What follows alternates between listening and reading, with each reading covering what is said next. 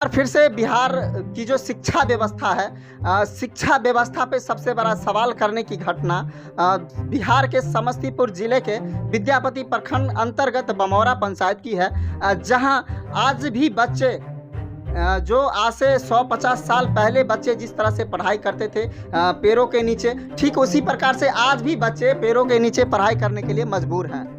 आखिर सरकार की व्यवस्थाएं कहाँ गई, जो चुनाव के समय बड़े बड़े वादे करते हैं, बड़े बड़े दावे करते हैं कि हम इस तरह से शिक्षा व्यवस्था को सुधार रहे हैं। वहीं हमारे चंद्रशेखर जी जिन्होंने बड़े सारे चीज़ किए, बड़े सारे जो शिक्षा व्यवस्था है उस पर लगाम लगाने का प्रयास किया, लेकिन फिर भी आज हमारे जो विद्यापति प्रखंड अंतर्गत बमौरा उत्क्रमित मध्य विद्यालय है, उस मध्य विद्यालय के लगभग 412 बच्चे हैं और 412 बच्चों के लिए मात्र 3 रूम में व्यवस्थित है। आखिर इस 3 रूम में किस प्रकार से बच्चों को भविष्य को बनाएंगे टीचरों की बात किया जाए, लगभग 11 टीचर हैं उसमें, और 11 टीचर मिलके 3 रूम में किस तरह से पढ़ाएंगे। सबसे बड़ा सवाल आज बिहार सरकार शिक्षा विभाग के जो मंत्री हैं चंद्रशेखर जी उनसे, और जो शिक्षा विभाग के अपर सचिव के पाठक जी, जिन्होंने शिक्षा में एक नई क्रांति लाने का प्रयास किया, तो क्या के पाठक जी से सबसे बड़ा सवाल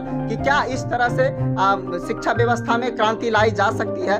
क्या आज भी बच्चे पेड़ों के नीचे पर ठंड के मौसम में ठिठुरते हुए पेड़ के नीचे पढ़ने पर विवश हैं बच्चे? तो क्या लगता है कि इस तरह से बिहार की जो भविष्य है, इस तरह से बिहार की भविष्य को बनाया जा रहा है?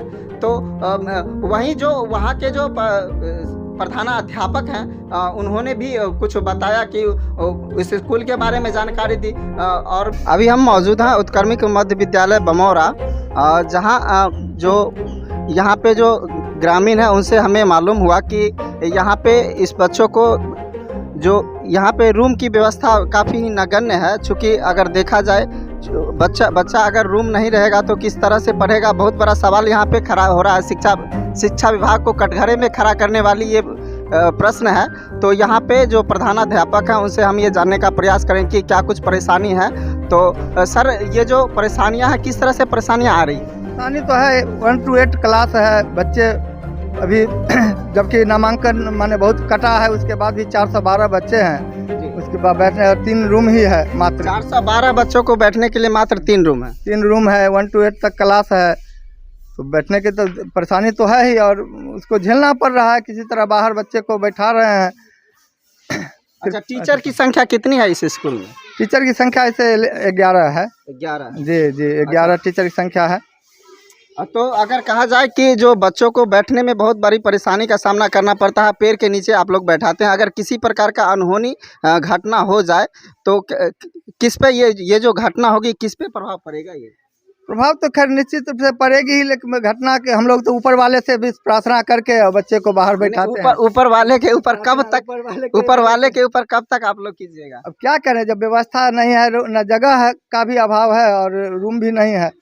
तो और यहाँ जो हाँ पहले भी जानकारी दी थी, लेकिन क्या है जो यहाँ यह भूमिहीन नियोजन योजना से बना हुआ विद्यालय है, यह पिलर इसमें है नहीं। जब भी इसमें काम होगा पूरा एक बार ध्वस्त करके तभी बनेगा। अच्छा, पिलर अगर रहता तो ऊपर में बन जाता, लेकिन पिलर है नहीं, पिलर नहीं है तो ऊपर में अभी नहीं बन सकता है। तो जब भी होगा तो इसको पूरे तरह से ध्वस्त करके तभी फिर शुरुआत होगी। जैसे कि यहाँ पे ग्रामीण मौजूद हैं, उनसे हम ये जानने का प्रयास करें कि बच्चों को किस प्रकार से शिक्षा दी जा सकती है। वैसे आप देख सकते हैं यहाँ पे एक भौरा का खोता भी है, और कहीं ना कहीं अगर देखा जाए तो बच्चों को इससे बहुत बड़ा नुकसान हो सकता है। चलिए, यहाँ पे जो क्या कहना चाहेंगे? यहाँ कहना यही चाह रहे हैं कि यहाँ स्कूल का व्यवस्था बनाने का कोशिश करें। ये बेगर पिलर का स्कूल है, वो बेगर पिलर का स्कूल है, पेड़ के नीचे पढ़ाया जा रहा है। और यहाँ पर भौरा है, यहाँ पे भौरा जो है एक बार गिर भी गया था, सारे बच्चे को काट लिया, टीचर सबको काट लिया था। हाँ, टीचर को भी सब भाग गए थे यहाँ से।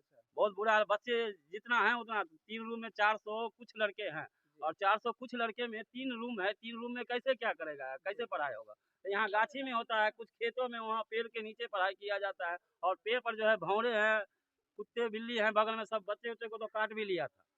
अच्छा, सारे बच्चे को काट लिया था, सारे बच्चे भाग रहे हैं। पेड़ों के नीचे कितने दिनों से पढ़ाया जा रहा है? ये तो लमसम कम से कम वही 10 साल से 10 सालों से हाँ। बच्चों को पेड़ों के नीचे पढ़ाया हाँ जा रहा है। पढ़ाया जा रहा है। पहले तो कुछ ठीक भी था और बच्चे भी कम थे तो चल रहा था, अब तो 10 साल से देख रहे हैं बहुत बुरा स्थिति है।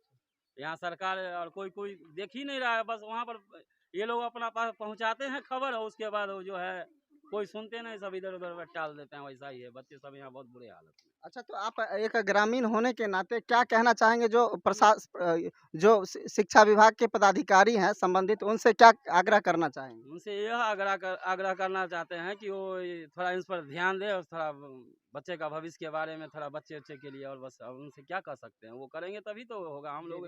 हम लोग सिर्फ कह सकते हैं, चलिए, जुड़ने के लिए विनती कर जी। सकते हैं बस, और इससे ज़्यादा क्या कर सकते हैं। अब बच्चे का बात है, भविष्य की बात है, बच्चे तो देश का भविष्य है, उसके लिए तो सभी को ही सोचना चाहिए था। जी, बिल्कुल। बस हम इससे ज़्यादा अब क्या बोले, अब चलिए, आगे अब जुड़ने के लिए बहुत-बहुत धन्यवाद।